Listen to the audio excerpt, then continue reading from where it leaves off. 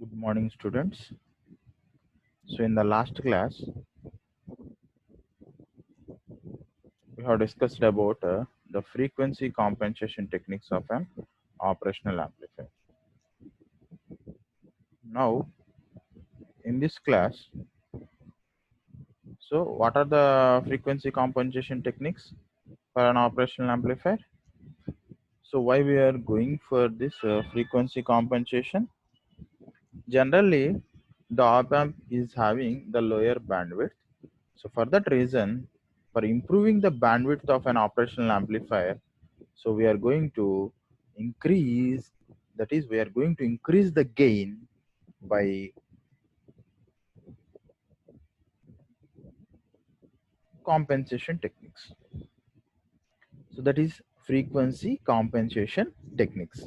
So when we are going to use this frequency compensation techniques, so here we have discussed about two frequency compensation techniques. One is dominant pole compensation technique, and another one is pole zero compensation techniques. So there, by using dominant pole and pole zero, so we have improved the bandwidth as well as we have improved the noise rejection ratio. That is noise performance of the operational amplifier. So we have observed that in our last class. Today we are going to discuss about the thermal drift in an operational amplifier. So coming to this concept, thermal drift means there is a change in different parameters. That is operational amplifier, we have discussed about different characteristics in operational amplifier. So in that operational amplifier, some parameters like voltage, what we have discussed about input offset voltage, like input offset current, or input bias current. So these parameters are going to be affected due to temperature changes. So what are how this temperature, how this temperature is going to affect the performance?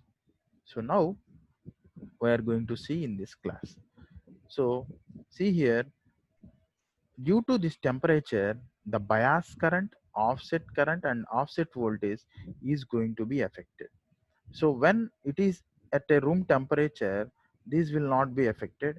So when it is beyond that room temperature, so how these parameters is going to change, so that we can see from this graphs. So see here, so from this graph you can observe that here we can see. So here you can observe that this is input offset voltage on y-axis, and temperature is taken on x-axis. So here it is 0 degrees centigrade, and minus 25 degrees centigrade, and minus 55 degrees centigrade. So plus 25, plus 50, and plus 75 degrees centigrade. So up to this scale, so see here, the VIOS, that is input offset voltage, is in the order of millivolts. So this is 0 volts, minus 1 volt, and minus 2 volts, 1 volt, and 2 volt. That is 2 millivolts. So whereas at the negative temperatures, you can see the input offset voltage, which is also a negative, or a small amount of voltage. Already we know that millivolts means nothing but it is a small amount of voltage. So here, as the temperature is increasing, then you can observe in this graph that the slope is going to increase. So at 25 degrees centigrade, you can see the input offset voltage is around 0 volts. At 25 degrees centigrade, it is around 0 volts. Our room temperature is nothing but 28 to 30 degrees centigrade. Generally, our room temperature is 28 to 30 degrees centigrade. At that temperature, the voltage, that is input offset voltage, might be around 0 point something, 0.2 volts, 2 millivolts, or 0.3 millivolts. So which is a small amount of voltage, So this will not affect the performance of operational amplifier as it is very very small. We can neglect that. But when coming to the temperature increase, so when the temperature is going to increase, so you can observe here, when temperature is going beyond 25 to 50 degrees centigrade, so the VIOS is also going to be increased. So when it is going to increase, the VIOS, that is which is going to increase from 0 millivolts to 1 millivolts. So here you can observe in this graph. So from this we can say that there will be a change in the input offset voltage when there is a change in the temperature, and this change we are going to write this change as voltage drift. So voltage drift is equal to change in nothing but it is a ratio of change in input offset voltage with respect to the change in temperature. So it is the ratio of voltage drift is a ratio of change in input offset voltage with respect to the change in temperature. So from this you can observe that. And next thing, how this current is going to increase. That is IIOS. So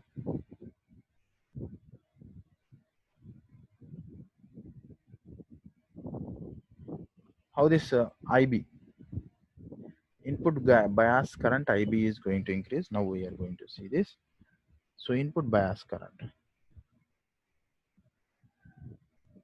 So when coming to input bias current, so this is also input bias current. This is also going to increase.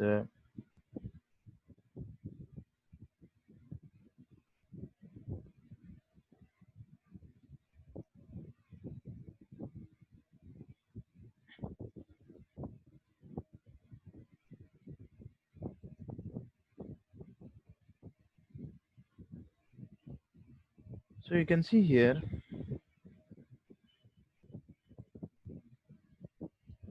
So when coming to input bias current, again, hmm, you can observe here. This current is going to increase linearly. Again, this input bias current is also going to increase linearly. So it is going to increase linearly from minus 25 degrees centigrade to plus 75 degrees centigrade. It is around 5 plus 75 degrees centigrade. So IB is in the order of nanoamperes. Here we have taken the bias current on y-axis and we have taken temperature on x-axis. So when we are going to consider this parameter, so here you can observe that as the temperature is going to increase, the bias current is also going to increase. So this is nothing but we are going to call this as drift in input bias current. So this drift can be given as that it is given by the ratio of change in input bias current with respect to the change in temperature.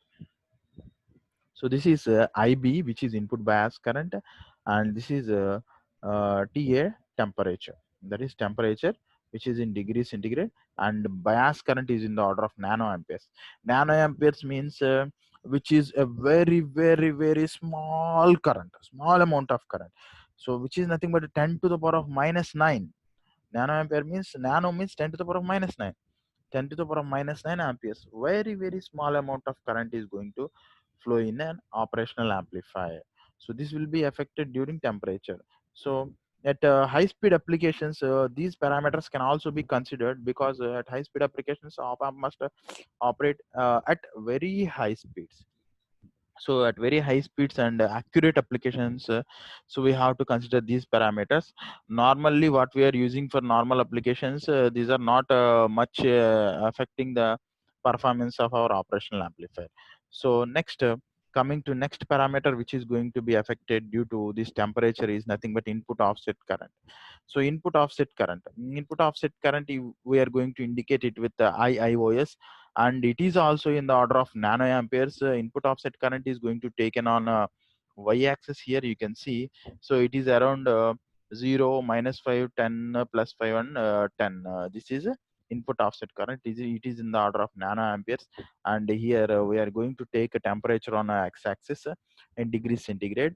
So here in this graph also we can observe that the change in uh, temperature, the change in temperature is going to increase the input offset current. As the temperature is going to increase, the input offset current is also going to increase. And drift in input offset current is given by the change in input offset current with respect to the change in the temperature. So this is how the temperature is going to affect the different parameters of an operational amplifier. So here these are the three parameters is going to be affected due to temperature. So for maintaining these three parameters constant, so for that reason we are going to use cooling fans. That is, we are going to generally we are going to use fans for cooling these ices, for making temperature to maintain in at a room temperature, that is around 25 to 28 degrees centigrade.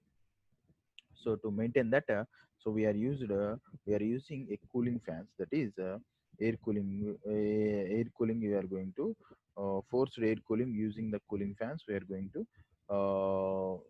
cool these ices when temperature is going to be increased. So this is thermal drift. This is about the thermal drift. And coming to the next concept, the next concept is slew rate. Slew rate, as we have discussed, the slew rate for an operational amplifier. So slew rate is nothing but rate of change of maximum rate of change of uh, voltage, maximum rate of change of output voltage with respect to the time. So here we can see from this formula, here you can see SR is given by change rate of change of voltage, that is VC, with respect to the time, maximum rate of change of voltage with respect to the time. Or it may also be given by maximum current with respect to the capacitance, with respect to the capacitance. So VC is nothing but the capacitance voltage. So for micro, that is for our operational amplifier, so generally we are going to use MUA741. So for our operational amplifier, the Imax is around 50 microamperes and the C is around 30 picofarads. If you consider these two parameters, then the slew rate will be zero point 0.5 volts per microsecond. So the slew change will be zero point 0.5 volts per microsecond. So this is how the slew rate will be calculated. If a problem is given on the slew rate, you can calculate by using these two formulas. So by using the change in the capacitor voltage with respect to the maximum rate of change in the capacitor voltage with respect to the time, and it also can be calculated by maximum current, by the ratio of maximum current to the capacitance value, given capacitance value. So if you know these values, you can calculate the slew rate on a slew rate for an operational amplifier. So here the slew rate decides the performance of operational amplifier, that is the speed for an operational amplifier. So speed of an operational amplifier depends upon this slew rate. When this op amp is going to increase used at high speed applications, then the slew rate will be considered. Majorly, the slew rate will be considered, and this slew rate depends upon the frequency and amplitude of the signal. So slew rate. So here you can see one of the problem given. The output of an op amp voltage follower is a triangle wave. Voltage follower is a triangle wave for a square wave input of the frequency 2 megahertz and 8 volts peak to peak. Find slew rate. So slew rate is given by change in output voltage with respect to the change in with respect to the time, nothing but. So change in output voltage, here the waveform is given here. So that is output waveform is a triangle wave which is having 3 volts negative 3 volts positive from a positive excursion as well as 3 volts negative signal. And total volts, if you calculate the total volts, 3 plus 3, that is nothing but 6 volts.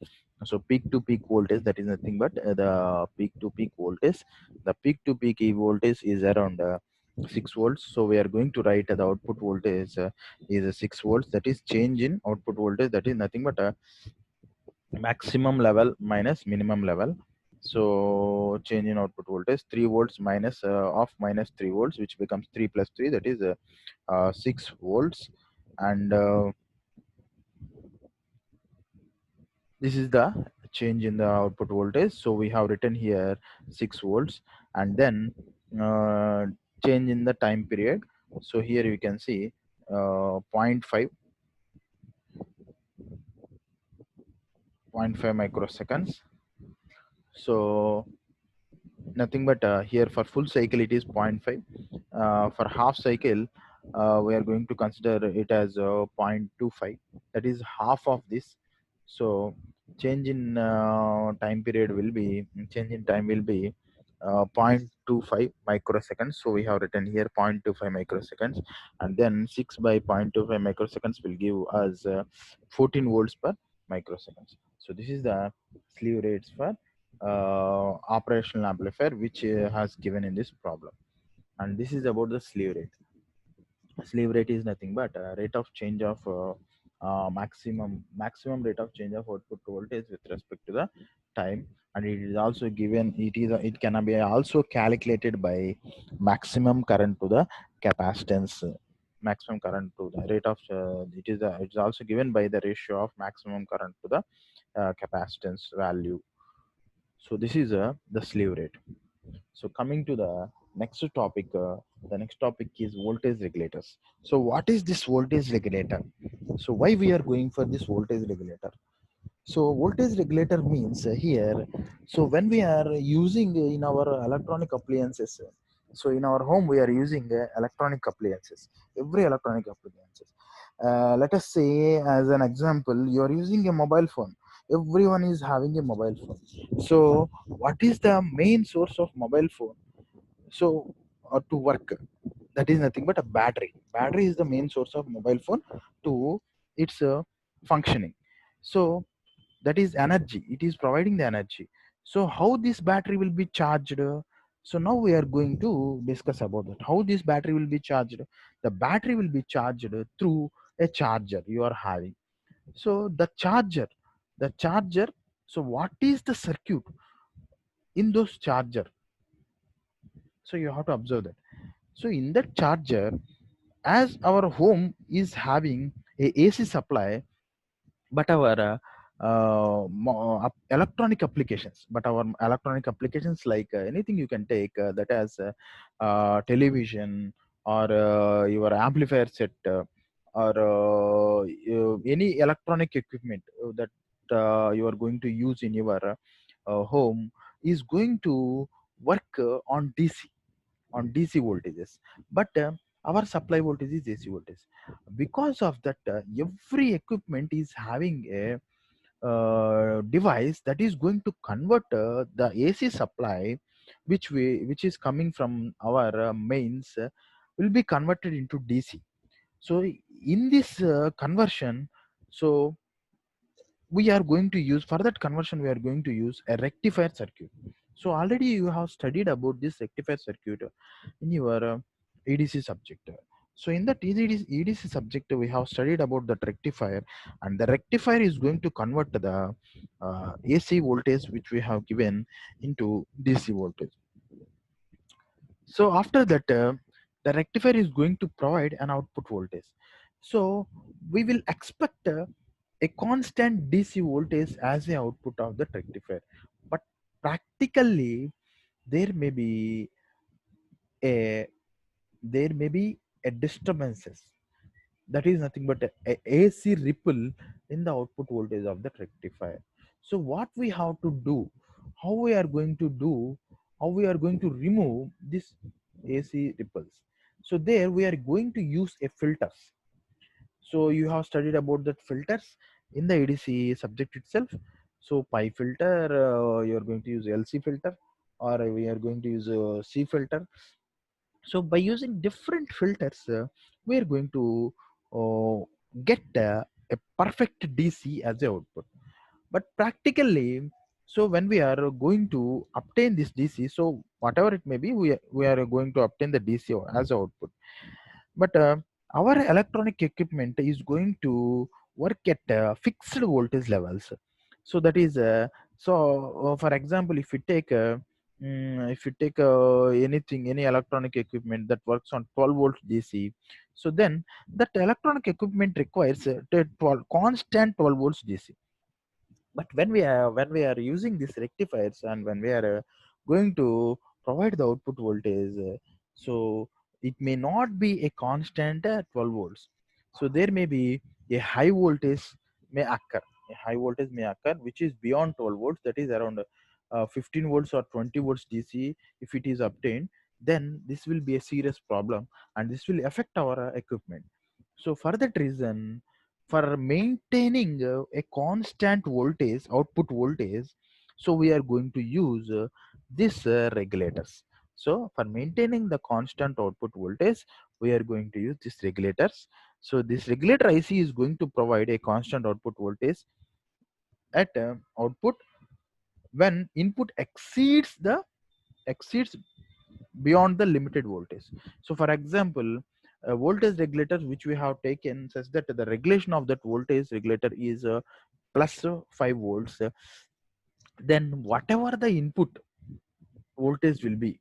So if the input voltage is around 10 volts DC, then this voltage regulator output is going to produce only 5 volts DC. So whatever the when input voltage exceeds the level of threshold level of that voltage regulator also, then output of that voltage regulator will be at 5 volts only, plus 5 volts only. So that is what the functioning of this voltage regulator.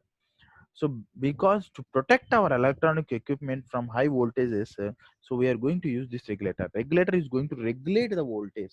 That means it is going to provide the regulated voltage at the output. So that is why this is called a regulator.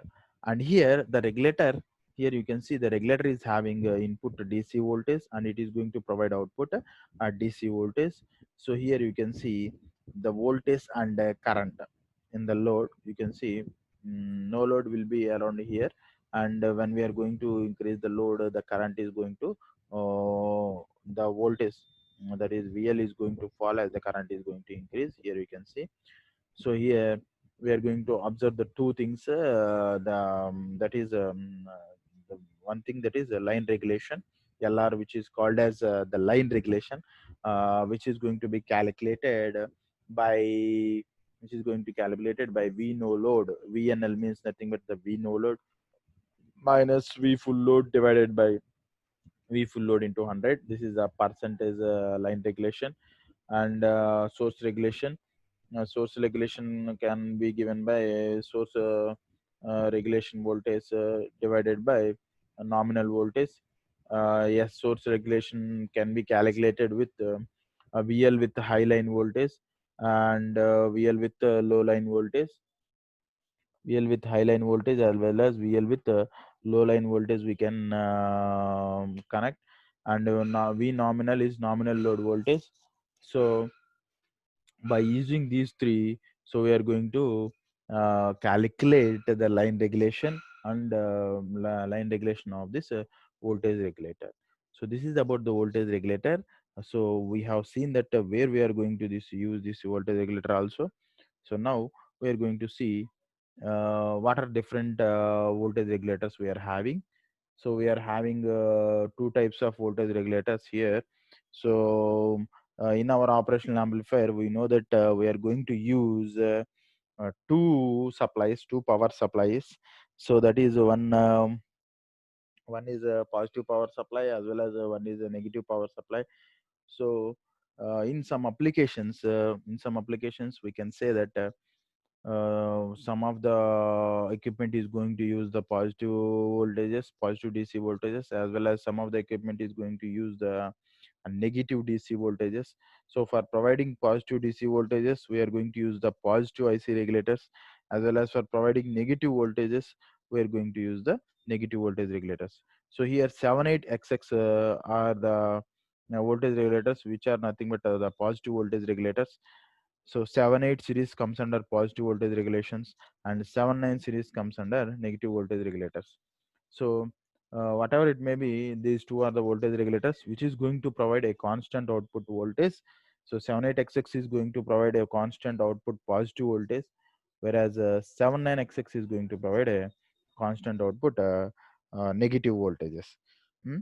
And for these voltage regulators, we are going to use the capacitors.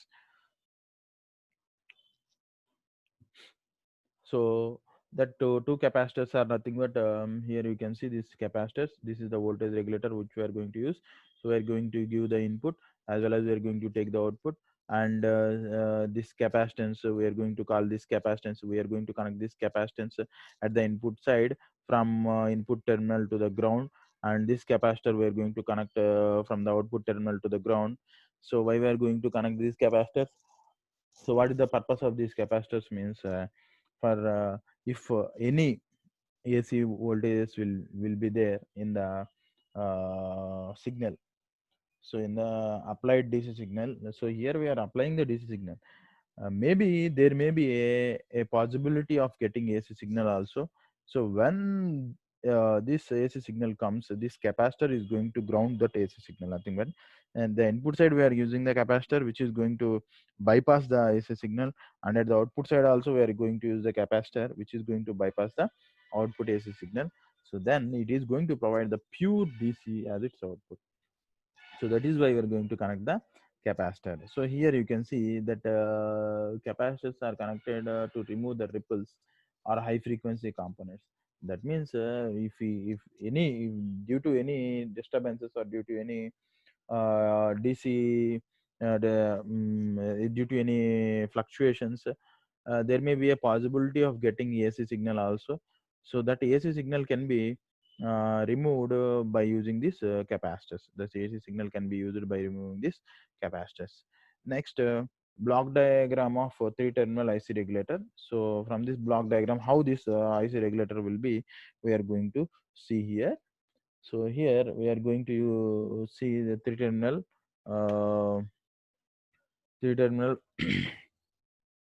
voltage regulator block diagram. So see here, here in this diagram we are having a series pass transistors, and a control signal will be provided to this series pass transistors, and this is thermal shutdown and current limiting block. Thermal shutdown and current limiting block, and this is an operational amplifier. We know that this is a operational amplifier in which this potential R1 and R2 provides a potential divider network. So here for this positive terminal, this terminal is called as non-inverting terminal. For this non-inverting terminal, we have given a reference voltage. So here, this we are going to see this here. The operational amplifier is going to act as a comparator. So when this voltage at this inverting terminal is going to exceed this reference voltage, then it is going to produce output voltage. So when it is going to produce a change in output voltage, then this is going to give the control signal to this series pass transistors. Then this is going to adjust the signal such that it is going to provide the constant or the output, to provide the constant output voltage. So whatever the input voltage given here must provide the constant output voltage irrespective of high input voltage also. So that can be adjusted by using this control signal and a series pass transistor, and by using this comparator and a potential divider network. So what happens? So the series pass transistor is a work as a control element. Here the pass transistor work as a control element, which provides a variable resistance. That means inside this series pass transistor, it is having a variable resistance that controls the output voltage, which is nothing but that controls the output voltage. So output voltage can be controlled by using this series pass transistor. And then coming to op amp, here the operational amplifier is going to act as a comparator, so which compares the output voltage provided by the potential divider network. So as we have discussed that The potential divider network is going to provide the signal at inverting terminal of operational amplifier, and then uh, and then that signal will be compared with the reference voltage, and it is going to produce the output voltage. With respect to this output voltage, this thermal, so what the control signal that adjusts the control element in such a way the output voltage remains constant. So what is the thermal shutdown IC will automatically, what this thermal shutdown IC will going to provide, it will automatically turn off its temperature. So this thermal shutdown means when temperature exceeds 175 degrees centigrade, that means when temperature is very high, then this can be removed with the help of this thermal shutdown. So when temperature becomes very high, then this thermal shutdown is going to provide protect the IC such that it shut downs the IC. So it does not allow the input current to flow through it. So and next current limiting. So what is current limiting? Current limiting resistor is going to protect the IC from high load currents, and in this way, this three terminal voltage regulator is going to provide the output constant voltage. So here what happens, the series pass transistor is having a variable resistance such that it adjusts the variable resistance according to the control signal. So control signal is provided from this comparator. So this comparator is going to provide the control signal. So when this comparator is going to provide the control signal, when this voltage, the voltage at this point is going to exceed the reference voltage. When this voltage exceeds the reference voltage, then this comparator is going to provide the signal. So when input voltage is 5 volts. For example, we can say this is a 5 volts voltage regulator. Then when input voltage is less than 5 volts, then there will be no voltage at this point. There will be no voltage at this point, and hence whatever the input voltage given will be obtained as output. Let us say as an example, if V in is 1 volt, then a V out is also 1 volt. V in is 2 volts, then V out is also 2 volts. 3, it will be 3. 4, it will be 4. When 5, it will be 5.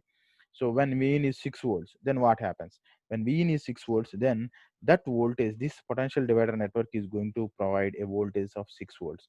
So here V reference is 5 volts. So 5 volts is compared with the 6 volts. Then up to now, the comparator is not going to produce any output voltage. And after that, when a voltage exceeds the limit of this voltage regulator, that is 5 volts voltage regulator, as we have discussed, then this comparator is going to produce a signal at the output such that it is 1 volt exceed, that is 1 volt greater than the input voltage of this voltage regulator. Then that 1 volt will be providing the as a control signal to this series pass transistors. Then this series pass transistor is having a variable resistance. Then that variable resistance, it is going to, this control signal is going to adjust that variable resistance such that the output voltage must be at 5 volts. So it is going to adjust the volt resistance such that the drop of the that resistance must be 5 volts only. So with the help of this circuit, so where it is going to provide a constant output voltage when input voltage exceeds rated voltage. In this way, it is going to provide IC, that is voltage regulation safely. So next, coming to the specifications of this voltage regulators. What are the different specifications of this voltage regulators? So see here, specifications are line regulation, load regulation, so ripple rejection, dropout voltage, output resistance, maximum input voltage, and maximum power dissipation. So line regulation means change in output of offset voltage. It is nothing but it is the change in output voltage for a given change in the input voltage. It is change in output voltage for a given change in the input voltage. So what is load regulation? So it is given by the change in output voltage over a given range of load currents. So whatever the load currents we are going to apply, so change in um, output voltage with respect to the load currents is nothing but the load regulation. So next parameter is ripple rejection. So ripple rejection means it is going to the regulator is going to reject the ripples. Ripples means nothing but that is AC components. So ability of the voltage regulator to reject the ripples is nothing but a ripple rejection. And coming to the next parameter, the next parameter is the dropout voltage. So what is this dropout voltage? So there will be whenever we are going to apply an input signal, there will be a voltage drop at the input terminals. So this we are going to call as dropout voltage. So it is around 2 to 3 volts. It is around 2 to 3 volts. So this is one of the parameter, and another parameter is another specification is output resistance. So output resistance. What is this output resistance? Output resistance is measured at the output terminals of this voltage regulators. So output terminals of this voltage regulators. So output resistance is given by nothing but it is the ratio of mm, output voltage to the output current.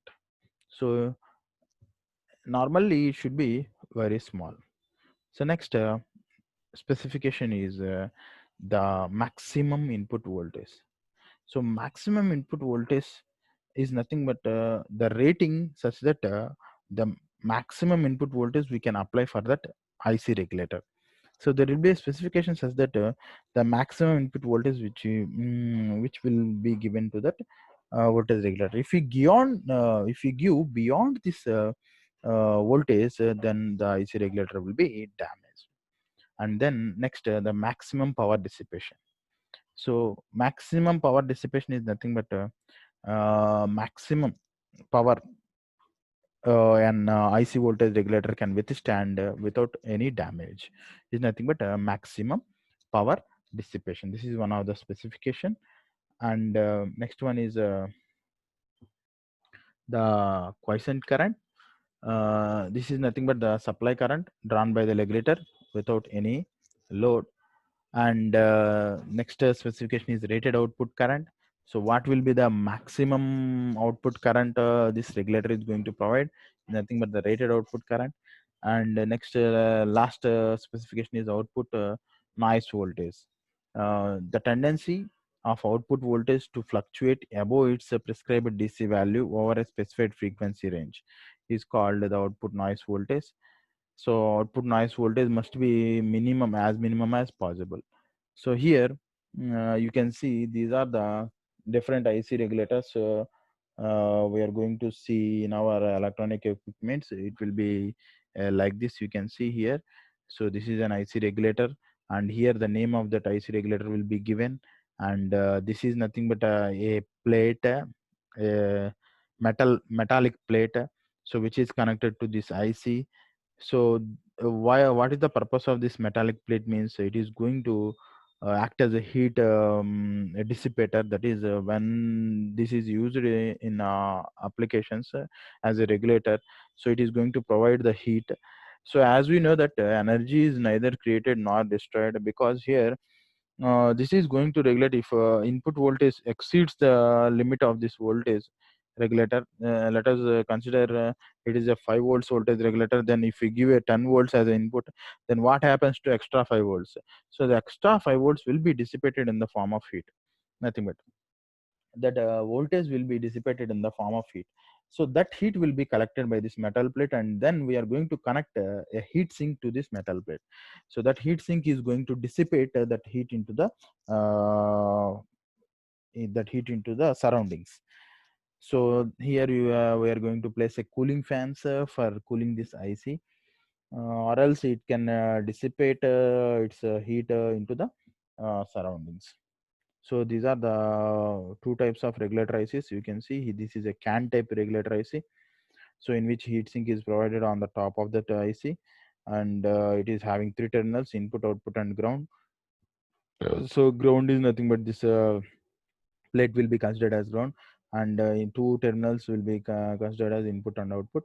And whereas these are IC type, uh, mm, these are IC type. It is also called as TO220 type. So these ICs look like this, and these are having three terminals, again input, output, and nothing but ground. Three terminals, which is one of the terminal is input and another terminal is output and another terminal is ground. Okay, so here 7805 IC 78XX comes under 5 volt voltage regulator, as well as 9 volts voltage regulators, as well as 10 volts voltage regulators, as well as 12 volts voltage regulators. Positive voltage regulators will be there, as well as negative voltage regulators will also be there. And so these are the ICs, and this is how the voltage regulator is connected in the circuit. Here you can see. So this is a circuit. In this circuit we have explained that. So what happens in our home means, in our home we are going to use 230 volts AC supply. So then this is nothing but a sinusoidal wave. So the supply is in the order of sinusoidal wave. So that is you can see here, it will be a sinusoidal wave. So then this will be step down. This will be step down with the help of a step down transformer, and then this will be given to the rectifier circuit. This is here we are going to use the bridge rectifier. So then this bridge rectifier is going to provide a ripples like this. So see here, this is the type of signal we are going to obtain at the output, and this signal is given to the as the input to the voltage regulator. So then this voltage regulator is going to provide a regulated voltage output. So here you can see the output is nothing but a DC voltage. So this is a fixed voltage regulator. So whereas for providing a variable voltage regulator, so this is the circuit we are going to consider. Nothing but we are going to consider a resistor R1 and R2. R2 is a variable resistor and R1 is a fixed resistor. With the help of this R1 and R2, so we are going to adjust the regulation voltage of this IC. So this can be adjusted. So V out is equal to V regulation, that is regulation voltage, into 1 plus R2 by R1. So here the output voltage depends upon regulation voltage is constant, whereas R2 and R1. R1 is constant but R2 is adjustable. So by adjusting this R2, we are going to adjust the value of output voltage. So this is how we are going to provide variable voltage regulation using this IC regulator. And these are this is about this IC regulators. We are going to use these IC regulators for an operational amplifier for providing both positive voltage as well as negative voltage. So see here, this is a circuit we are going to use. So these diodes are going to protect the voltage regulator ICs, and two capacitors, and here two voltage regulators. You can see here 7812 as well as 7912. 7812 is a positive voltage regulator IC, and 7912 is a negative voltage regulator IC. So which is going to provide positive voltage regulation as well as negative voltage regulation. So this is a voltage regulation circuit, and this is a total circuit. So when we are considering this, along with this, we are going to consider a rectifier also. Here you can see bridge rectifier circuit. Along with the bridge rectifier circuit, we are using a regulation circuit also, and then this regulation circuit is going to provide positive 5 volts to plus 25 volts. So here in a negative voltage is also going to produce a negative 5 volts to negative 25 volts. So these are variable regulator ICs. Here you can see this two variable resistors, VR1 and VR2. By adjusting this resistance value, so we are going to adjust the regulation voltage, that is plus 5 volts to plus 25 volts and minus 5 volts to minus 25 volts. So this can be obtained, this can be used for our laboratory purpose generally. So this is about the regulation regulators, IC regulators. So thank you, students. Thank you for your cooperation.